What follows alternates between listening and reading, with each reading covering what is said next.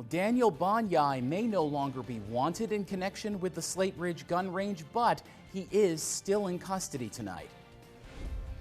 We hope that whoever takes over the property, that they are community-minded and maybe work with the town. When one door closes, another opens, but where Goddard College is concerned, the community is still wondering just what might be behind that second door in Plainfield. And building a new school usually takes several years. Tearing one down is also a long process. The Burlington School District marks a milestone for its new high school. This is ABC 22 News at 6. The Green Mountain State is making an effort to become even greener. The governor, though, is worried about the price. But at this point, I haven't decided anything for beyond April 1st. As Burlington's mayor closes the door to City Hall soon, there are some conversations he has yet to have. You're watching local news that matters. This is Fox 44 News at 10. It's been too long, and it's time to come forward. On the 20th anniversary of Breonna Maitland's disappearance, Vermont State Police and the FBI make their plea to bring her home. You're watching local news that matters. This is Fox 44 News at 10. Thanks for being with us tonight. I'm Lauren Maloney. On this date in 2004, Breonna Maitland vanished in northern Vermont, and there is now a new reward being offered to anyone who can help find her. FBI agents, along with the Vermont State Police, say they are willing to pay up to $40,000 for any information that leads to her recovery. Fox 44's Matt Holderman reports. Now at 6, breaking news, Lavoie out. Franklin County will need a new state's attorney. What happens now with the effort to impeach him? A presidential candidate in Vermont tonight. We will talk with Marianne Williamson as she gets a first-hand look at flood damage. This is ABC 22 News at 6. Thanks for joining us this midweek. I'm Lauren Maloney. Let's start with that breaking news tonight. Franklin County State's Attorney John Lavoie will resign. Lavoie has been the target of an investigation by a House impeachment committee after several allegations against him. That group is still planning to meet this Friday and vote on a recommendation.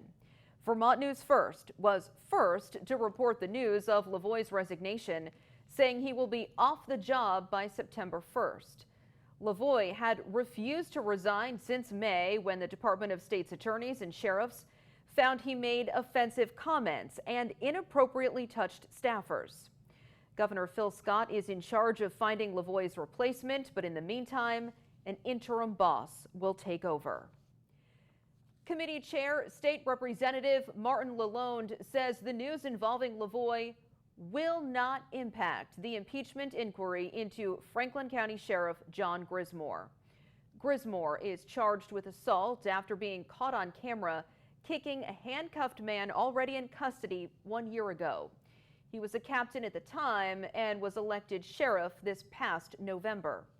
The House committee has hired a firm to investigate Grismore and is expecting a report sometime mid to late October. I'm thankful that we don't have to go through that very difficult discussion and instead can focus on this next matter.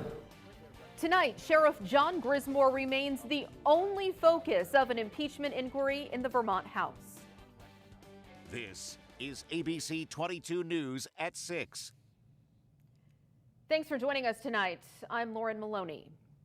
A House impeachment committee no longer needs to move forward on one half of its two-pronged probe into a pair of Franklin County officials. We reported Wednesday John Lavoie decided he would resign in about a week. ABC 22's Josh Morrill was at the hearing in Montpelier. Josh, you've been following this story since it broke, so what was the decision today? Tonight, the temporary shelter on Cherry Street in Burlington is open, and it will be tomorrow too. This is ABC 22 News at 11.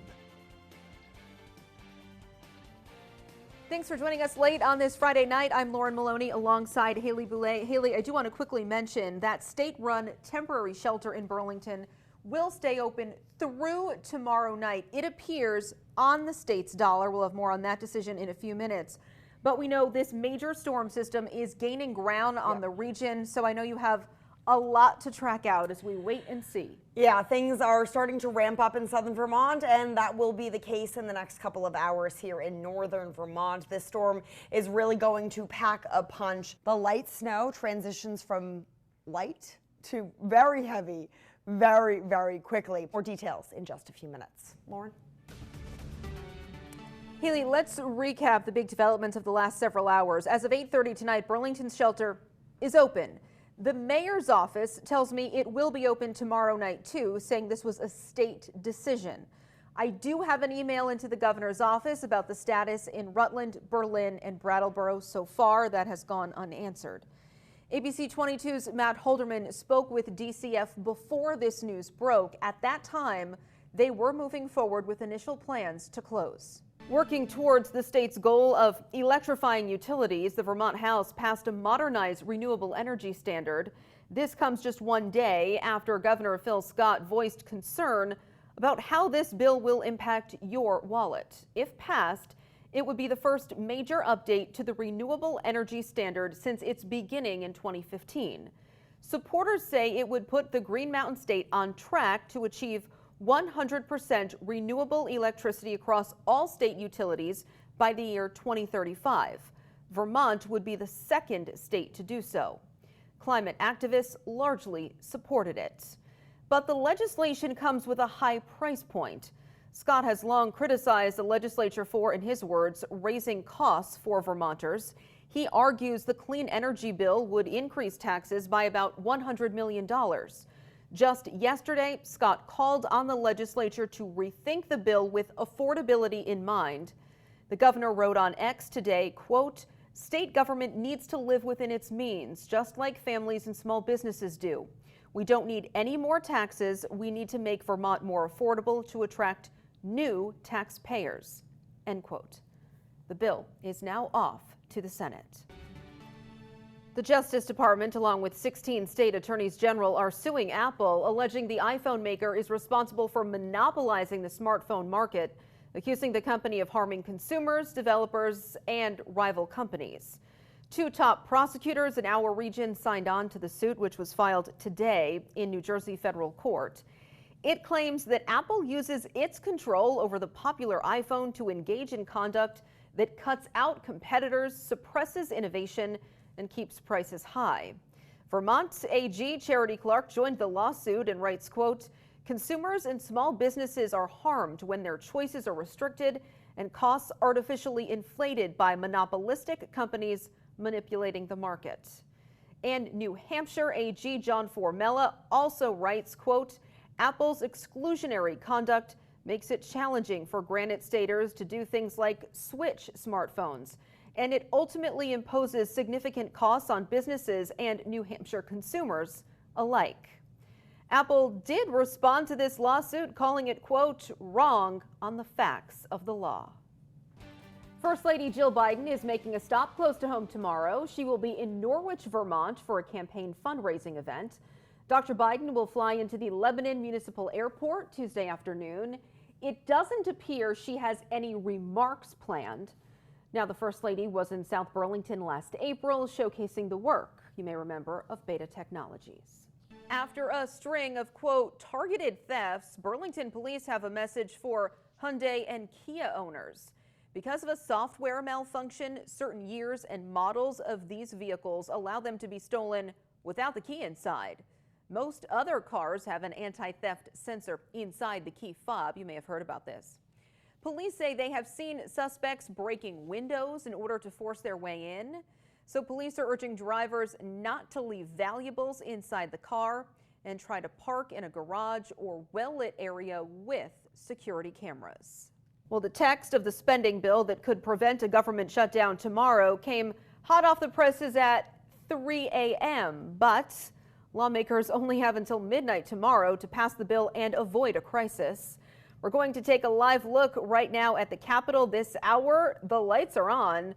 Lawmakers published that 1,012-page federal spending bill, but they still have to vote in order to get the deal to President Biden's desk. The $1.2 trillion package would fund agencies such as the Department of Homeland Security and the Pentagon.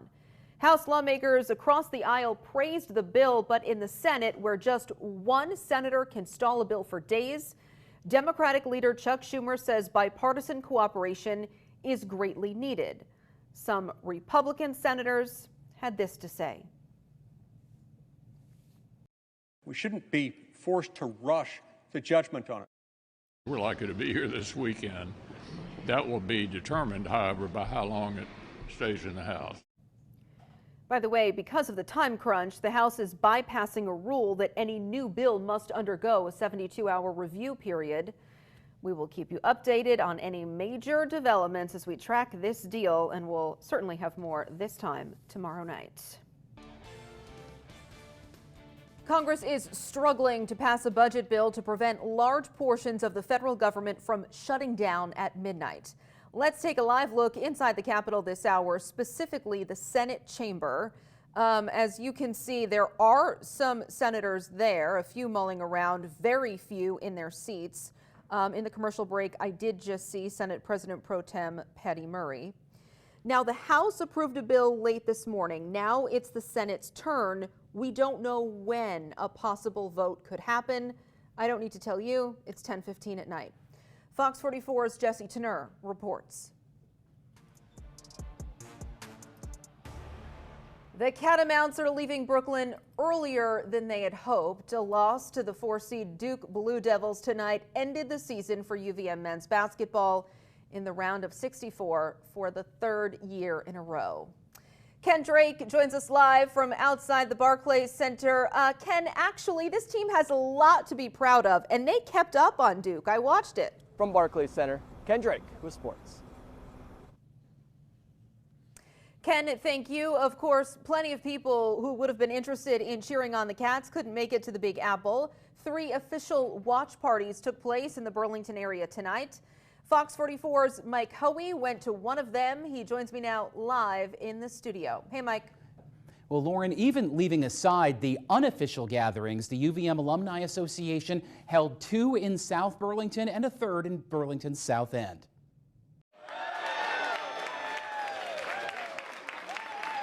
With the upcoming astronomical sight come dense crowds, bumper-to-bumper traffic, and slow cell service. I just named a lot.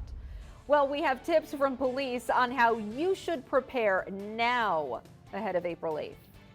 The band that formed in Burlington will help out Greater Vermont with 2 shows this weekend. But if you can't get to SPAC, Fish has a way for you to tune in from the Green Mountain States. Are you a blue texter or a green texter? I know the debate goes on. Vermont's top prosecutor accuses the iPhone giant of controlling the market.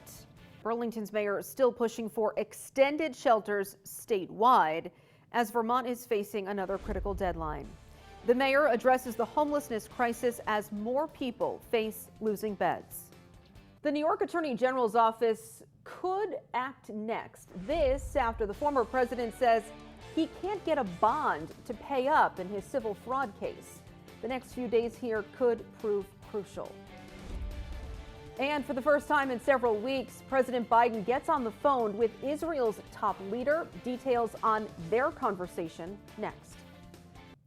Most Republican presidential candidates are preparing to take the stage tonight in Milwaukee as we get a live look right now overlooking the city. But it was not without some day of excitement, you could say, from the governor of North Dakota. And the former president will be able to get a good night's sleep because he does have a mandatory place to be tomorrow. The Senate holds a key bill that could keep the government's lights on. There is a tight timeline, we're talking less than an hour, to try and avoid a partial shutdown. An update next. A special reptile gained a global title next. Find out exactly how old the oldest living animal is. A giant tortoise living across the ocean captured a world title. Meet Jonathan, that's apparently his name. It's a great name. He nabbed the Guinness World Record of oldest known land animal alive today. No. Jonathan was born in, get this, 1832. Oh my gosh. which makes him 192 years old. I'm going to say he does need a night cream. There are some wrinkles. He lives on the British-owned island of St. Helena, which is also the site of Napoleon Bonaparte's exile. His caretakers say his favorite foods are lettuce and bananas, and he enjoys being scratched under his chin. Lauren, at that age, don't worry about his wrinkles. 192 years old. Embrace the wrinkles. So the key to anti-aging, lettuce, bananas, and being a turtle. I was gonna say being a turtle is really the key there. And chin scratches. How can somebody live that long? Something live that long? He looks like he's in pretty good spirits too. Wow, that's insane. I can't even believe what I just read. You didn't know the date? I didn't know how old he was. 1832. And he's lived through almost every president of the United States. Almost. He could outlive me all by but like the time 6 or we're 7. going. He only missed Napoleon Bonaparte by a... Wow. I am going to load up on the night cream tonight. I'm going to look really good tomorrow. 192. You're going to make it to 192. Oh, Lauren, well on your way. Good night.